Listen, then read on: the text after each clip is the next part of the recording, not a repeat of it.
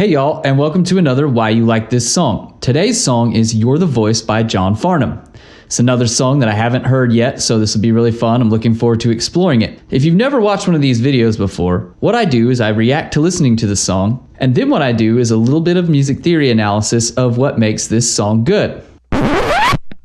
Hey y'all, Future Me here. I just wanted to let you know that there's going to be no reaction portion to this video. I had a block put on that part of the video from the record company. I'm all about musicians getting paid. Most of my videos get copyright claims, so when you see an ad watching one of my videos, that means the musicians are going to get paid, and that's awesome. As a musician, I want that too, but sometimes they block us.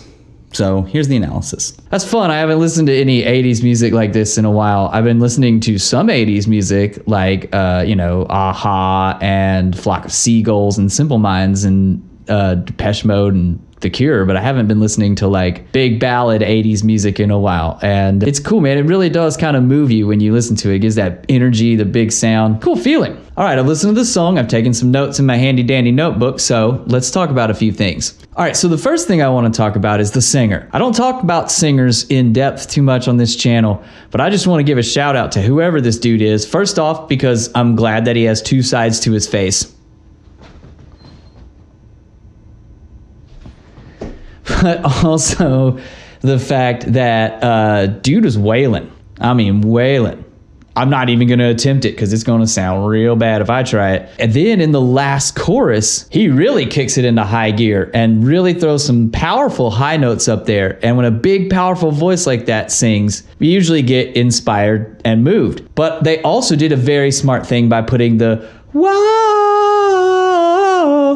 You see, this is why I shouldn't be doing the singing. So they put that part in there, and it's kind of like Hey Jude by the Beatles or Wake Up by Arcade Fire, where it has this whoa part that everybody in the audience can sing along with. And I think in the reaction, I even mentioned, man, if I was at this concert, this would be the part where everybody's lighters would be up in the air, cell phones up in the air, everybody be swaying along, singing along. It'd be a fun experience. A cool way to incorporate that in the song, and the dude's voice just carries it, But one of the things besides the fact that the video was a little grainy and everybody had mullets and that one like really jacked dude had that muscle shirt on, that makes it clearly 80s. I would never have had to see the video. Honestly, the drums could give it away, but that wasn't even your typical 80s like overly gated over reverb snare drum. It was there, but it wasn't in your face like a lot of 80s music is, but it was the voice. I know that's just the guy's voice, and if he recorded a song now, his voice would still be his voice, and if he recorded the song in the 40s, his voice would still be his voice, but recording technology has changed. That sound that's coming out of his voice is his voice. But the way it's recorded to the tape and with those effects from that era, it just sounds like an 80s voice. I guarantee you, if you recorded him today using modern techniques, his voice would still be great. We've mentioned in another video, you can't polish a turd. His voice is great, but it would sound different if it was recorded now than if it was recorded in the 80s. And the same thing would happen if we took like Billie Eilish and recorded her in the 80s. Oh man. Now I just want to hear what 80s Billie Eilish would sound like.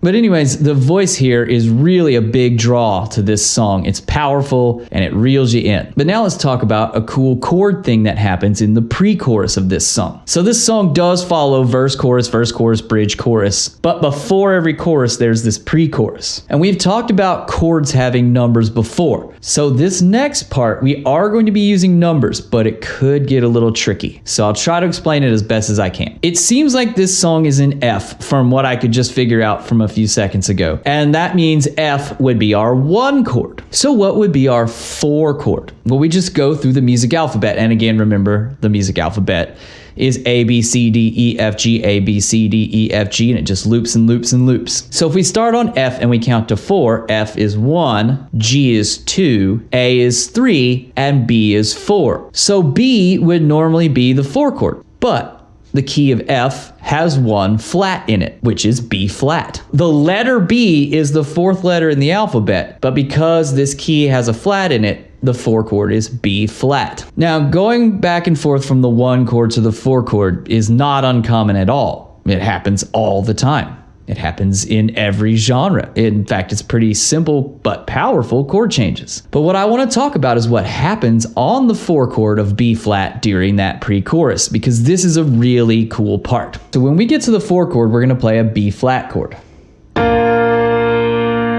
That is the notes: B flat, D, and F, which is our normal 4 chord. And then our normal 5 chord is C, F, G, A, B, C.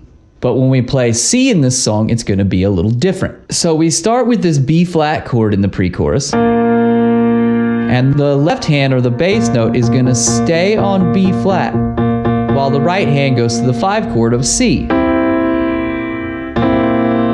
giving us a pretty cool sound that by itself, little weird, but in context,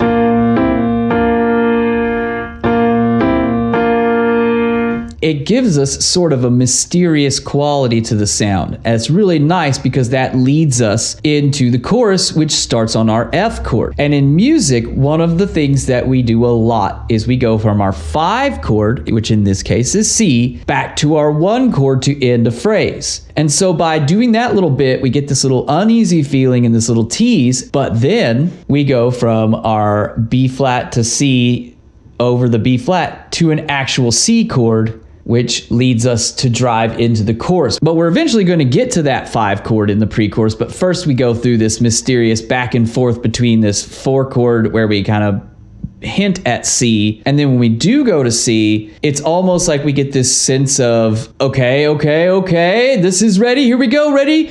And then when we get to the 1 chord in the chorus, it's like, home base, and at that point the singer is just, going off and doing his thing. Welcome to Bass Corner now. In this song, there is a really cool use of a thing called a fretless bass. So what's a fretless bass? Well, first we need to know what frets are. On a regular bass or electric guitar, we have these little metal bars called frets. And what they do is they separate where to play on the string for the notes. But if you have, say, a violin or a cello, these instruments do not have frets. And so when you move on a fretted instrument, whatever fret you're in, it changes specifically to that note. But when you're on a fretless instrument, you can move through the whole pitch spectrum, which means that you get cool slides and abilities, but also you have to be super accurate about where you place your fingers or you'll be out of tune. So what is out of tune?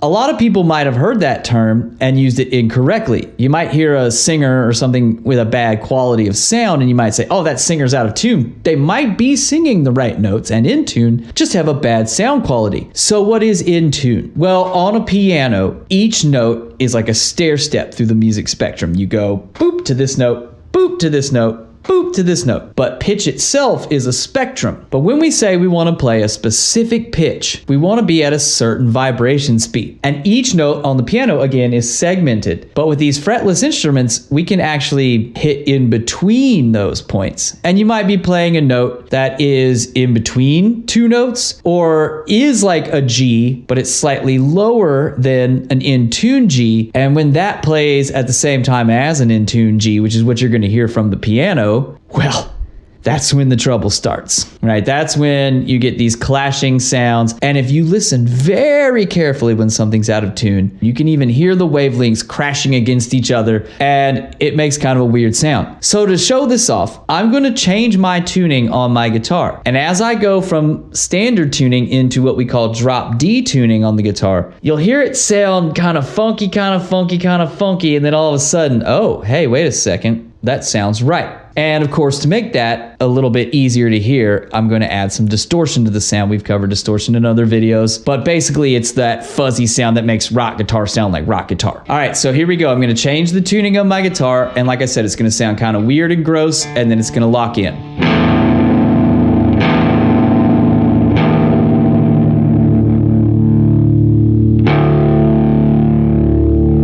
See, when it's in tune, it feels nice. We make it slightly out of tune.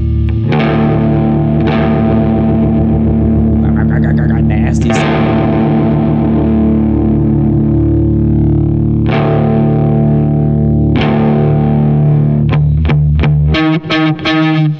So with this fretless bass part, there is potential for there to be out of tune notes, but whoever played this is obviously a pro and played a really sweet part. But what's great about a fretless bass is the notes move a little smoother and the tone quality is a little different than your typical fretted bass instrument. And because he does these cool fills, it really sticks out and pops out in your ear. So let's just listen to the first of those little fills.